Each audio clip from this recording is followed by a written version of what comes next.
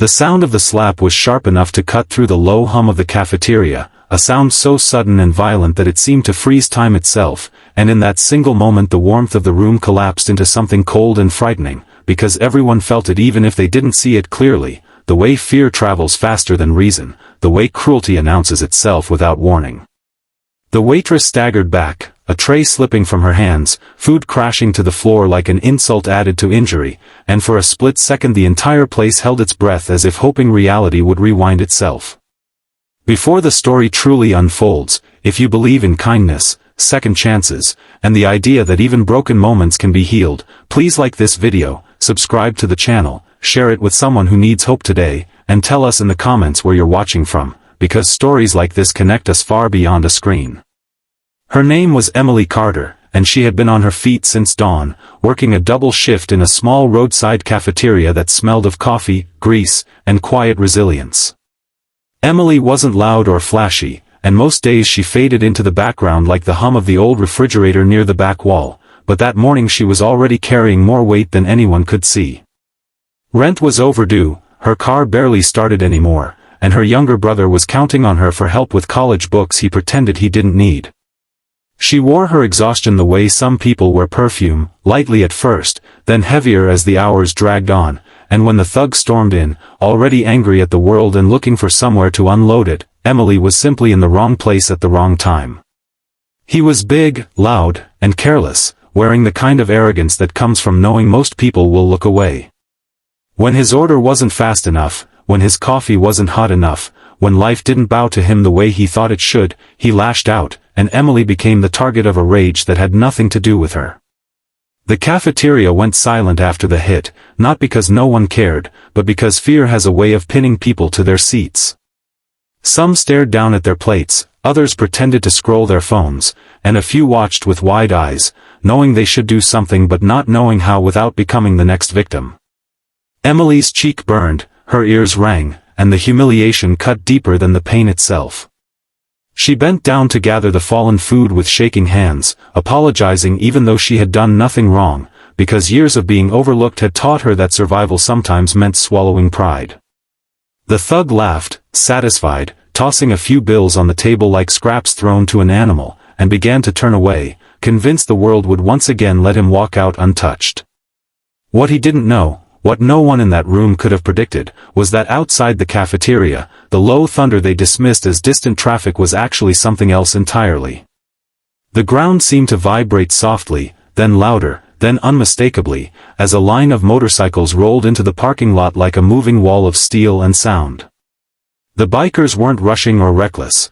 They moved with purpose, engines rumbling in unison, leather jackets catching the sunlight, faces weathered by miles of road and years of living hard and honest. They were part of a veterans riding club, men and women who had seen chaos, loss, and injustice up close, and who had learned that silence in the face of cruelty only feeds it. They had stopped for breakfast, nothing more, nothing heroic planned, but fate has a way of rewriting ordinary intentions.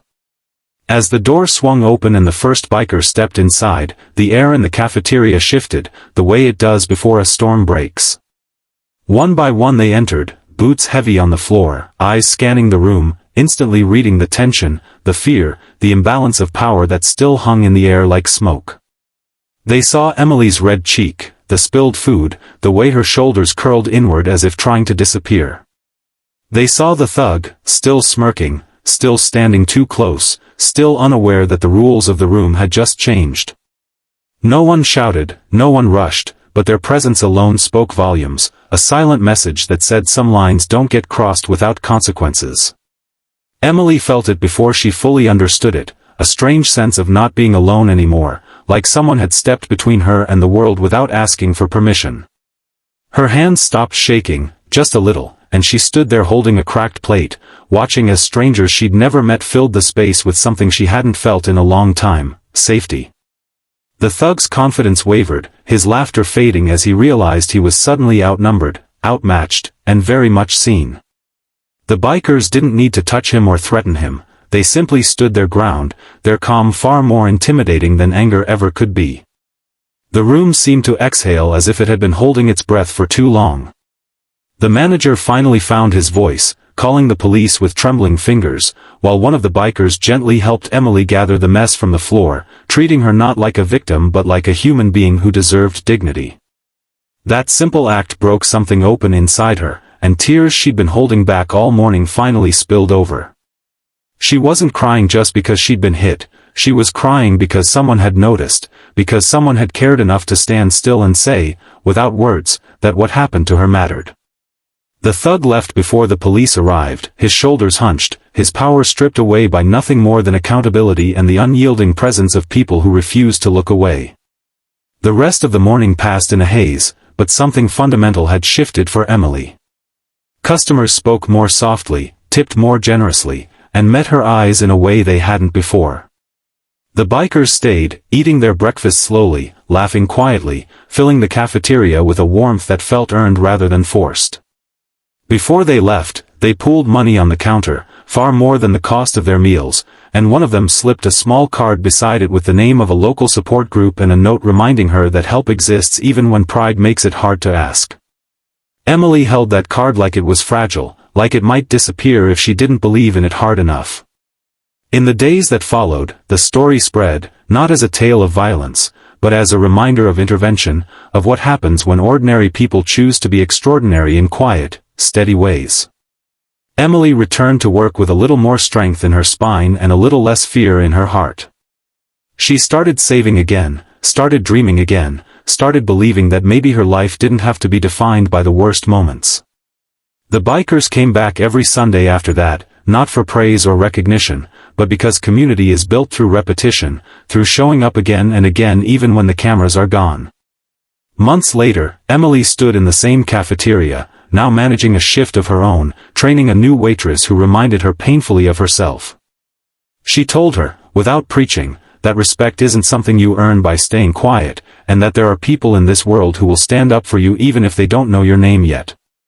The memory of that slap still lived somewhere in her, but it no longer defined her. Instead, it was balanced by the memory of engines rumbling in the distance, of strangers becoming shields, of fear being replaced by solidarity. If this story touched something deep inside you, if it reminded you that kindness can arrive on two wheels and second chances sometimes wear leather jackets, please take a moment to like this video, share it, and subscribe, because every bit of engagement helps stories like this reach people who need them most. And before this story ends, please comment one word that describes how this made you feel, because your voice matters more than you know. The world is often loud with cruelty, but every once in a while, it answers back with something stronger, something steadier, and something unforgettable, and for Emily Carter, that answer came not with fists or shouting, but with the simple, powerful act of people refusing to let injustice be the final word.